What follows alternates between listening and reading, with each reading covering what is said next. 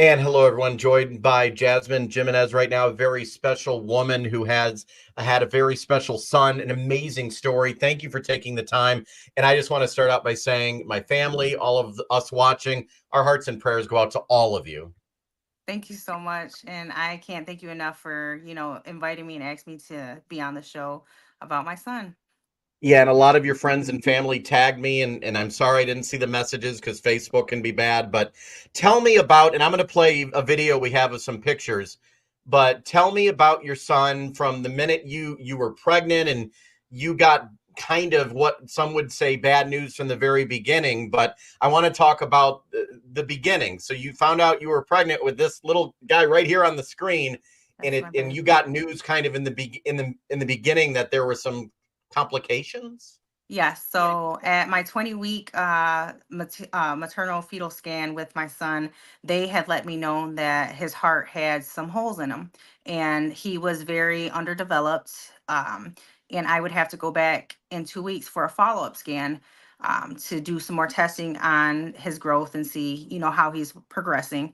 But within those 2 weeks, at 22 weeks, my water broke prematurely, which it's referred to medically as PPROM. So it's the premature rupture of your membranes, which Oh, is, yes. So essentially, all the amniotic fluid in where he was enclosed in was gone. My son was in my stomach with little to no fluid, and I was admitted to Covenant Healthcare here in Saginaw. From 22 weeks gestation until I gave birth to Carter prematurely at 25 weeks and 3 days. wow. And at that time, did the medical professionals tell you that he's may not make it very long, or what did they say? So essentially, my son was never supposed to survive. He was born 1 pound, 5 ounces, 11 inches long. He had heart conditions. His lungs were underdeveloped. The steroid, the medications, they assisted, but he was sick. My son was very sick. So I was taken into the consultation room, and I had one of the worst conversations ever that a parent does not want to hear. That my son might not make it through the night. And what did I want to do? Did I want to just let things happen, or do I want to fight? And I chose to fight for my son. Yeah, because, and I don't know, and this is where you hear everyone has their own. I mean, it's a life. He's Yes. a human being, and he made it, and he made it through that night, Yes. obviously. Yep. And throughout his life, did he have surgeries, or what? Explain that. So my son stayed in the NICU here in Saginaw between Saginaw, and then I was essentially transferred down to Mott's during March of 2022 when good old COVID hit. Oh So, boy. yep. So my son was essentially supposed to have heart surgery back in March, but that's when the world shut down and U of M stopped taking non-emergent situations. And at that point in time, my son was not considered emergent enough. He was just waiting to have his heart repaired in order to essentially come home. So we were transferred down to Mott's in April, at the end of April of 2020, once things sort of, lessened up and once they actually were accepting outside transfers. And on May 1st of 2020 was when my son had his first open heart surgery. And I say first because he has had 3 open heart surgeries, with the transplant that he received being his fourth. Wow. And it brings us to, was it earlier this week he passed away at the age of 4? Yes. So my son passed away December 27th, a few days ago. He received his transplant at Mott's on December 18th. Um, I got the call in the middle of the night, 3:30 in the morning, and I was in Saginaw because my daughter had a choir recital. So I was splitting my time up between my 4-year-old at Mott's and then my 16-year-old back home. So I was stretched very thin, but I got the call and I rushed down there. His surgery was essentially scheduled for 12 p.m. that day, but it got pushed back to 8 p.m. So the surgery itself lasted 14 hours Wow, a and heart transplant. heart transplant. Wow, There of were, a yeah. child. I mean, is that amazing? And that they even, how is that another? I mean, that's amazing in itself. How that probably all works. I have no idea. I mean, So I know the prep time prior to surgery takes a few hours, and then also him getting out of recovery and making sure he's stable, that took a couple hours also. So okay. I seen my son essentially the next day at 10:30 in the morning, and he was already trying to come up out of sedation because he heard me talking and he was opening his eyes. But within 24 hours, things took a turn for the worse. He did not reject his heart. His heart was accepted into his body, and he spiked a fever overnight, and then he lost all reflexes to his body. He stopped responding to the neurological checks. Essentially, my son had suffered a traumatic brain injury.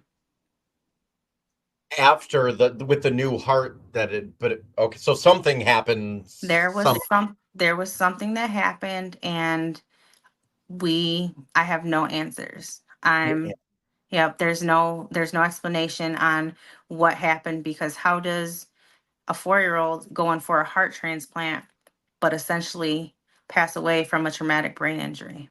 So it wasn't the heart No. that killed him. It was, and there had been no issues with the brain at all. It was all heart related. Yeah, my son had had a history of seizures, but he was on medication with seizure Yeah. medication. He was on medication for seizures. And essentially that next 24 hours was when my son, um, he was gone. And it took me 10 days to wait on testing and family and, coming to terms with, this is not the life for a 4-year-old. He would never open his eyes, he would never function, he would never be my son. This is horrible because you and everyone who supports him thought this is great news. He's getting a heart transplant, and that apparently went fine. But then it was something else that happened, and so everyone goes from being very excited to then this happening. Yep. So I just and I want to ask you, how are you even sitting here today? You said you're keeping yourself busy. You believe in God. I know He is in a much better place now, especially with the way the world's going. Um, how do you do it? How do you? I couldn't imagine being you. How are you staying so strong? I don't know. I have my family here. My family is very supportive. My daughter, she's my rock. I can't I can't fall. I can't crumble. I have somebody else to take care of, and I made peace with my son. I was blessed for 4 years to be his mother and call him my son, and I spent every day leading up to his death laying with him in his bed and just telling him, I'm sorry. I wish I could have done more. And it just I just told him, I would rub his head and I said, Carter, if you're ready to go, it's okay. I will stop being selfish. And You said, and you wouldn't do anything differently when it comes to. I was when they told you even before he was born what could be or what could be. Some people might opt to, abort, or there's been many situations, but you said you would not do anything different. He made an entire difference in this world. What's your take on that? That basically he changed your life, but a lot of other people's. he changed my perspective on life because I would do everything the same, knowing what I know now. He, they give you all these scary diagnoses, cerebral palsy, which he did. He had spastic cerebral palsy. He had congenital heart failure. He had just every diagnosis that a parent does not want to hear. Um, but he was my son. And I was his biggest voice, his biggest advocate, because he was autistic. He's nonverbal. So he couldn't speak for himself, but he had Wow. different ways of expressing himself. But I was his voice. I will continue to be my son's voice. This and I can't imagine everything that happened. We talked earlier before we were recording. Insurance companies just probably dropped you, or they didn't want any part of it because of the expense. This had to have destroyed you financially. I mean, and that's why I want to be able to help you. And I'm going to put a link for those of you who are watching. I have a link in the video in the post wherever you're watching this on. Click that link. It's going to be a GoFundMe to help out because you probably been just financially destroyed because of this. I mean, I know it's just horrible. I have had to, I had a good job. I was working at CMU surgery. Oh I wow. had to essentially leave that position to be with my son. And Yeah. when he had his open heart surgery and first came home, so he spent 177 days within the hospital between his birth and his first initial day coming home. So I had to stop working. I it's and with insurances, he had Medicaid just because of everything, state Medicaid. He had Medicaid. But Yeah. life insurance policies, I was never able to get a life insurance policy just because my son was so sick. There were so many diagnoses. As soon as you mentioned heart failure, not a heart disease, I'm referring to heart failure. They, it was just a disqualifier. I called insurance company after insurance company trying to get a life insurance policy. And me being a full-time mother and a caregiver, because at that point he was being on tube feedings. He was being tube fed every 3 to 4 hours, like 24 hours a day. So there was constantly, I'm waking up. Gabriella, my daughter, was 13, 14 at the time. So she was helping waking up for feeds.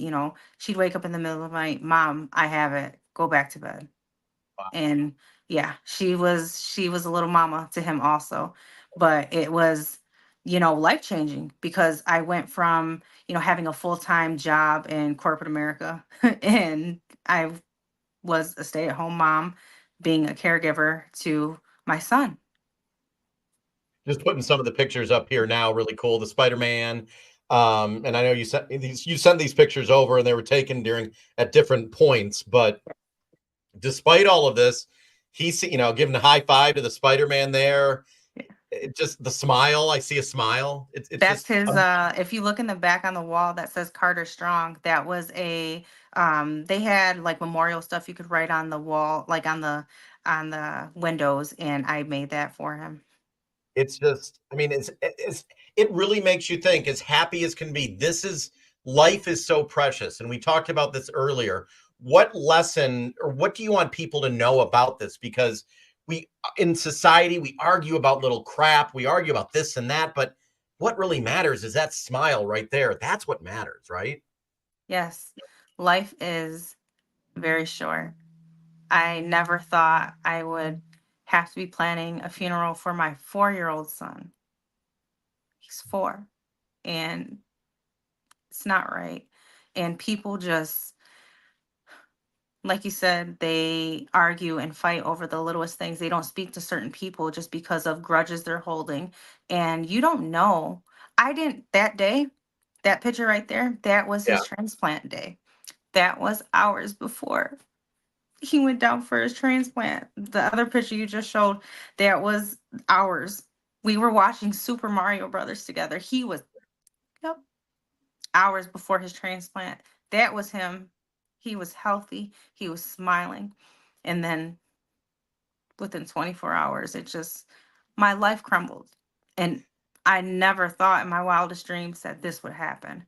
And life is too short to be mad, to be angry, to hold grudges to, with anybody, because you never It, know what you're going to wake up to. and take nothing for granted. Yeah. Nope. I take nothing for granted. I captured the majority of almost every day of my son's 4 years of life because I knew the possibility from his birth that essentially I would end up into a situation like this because he was sick. So Yeah. I captured everything because I want to remember every moment, every everything.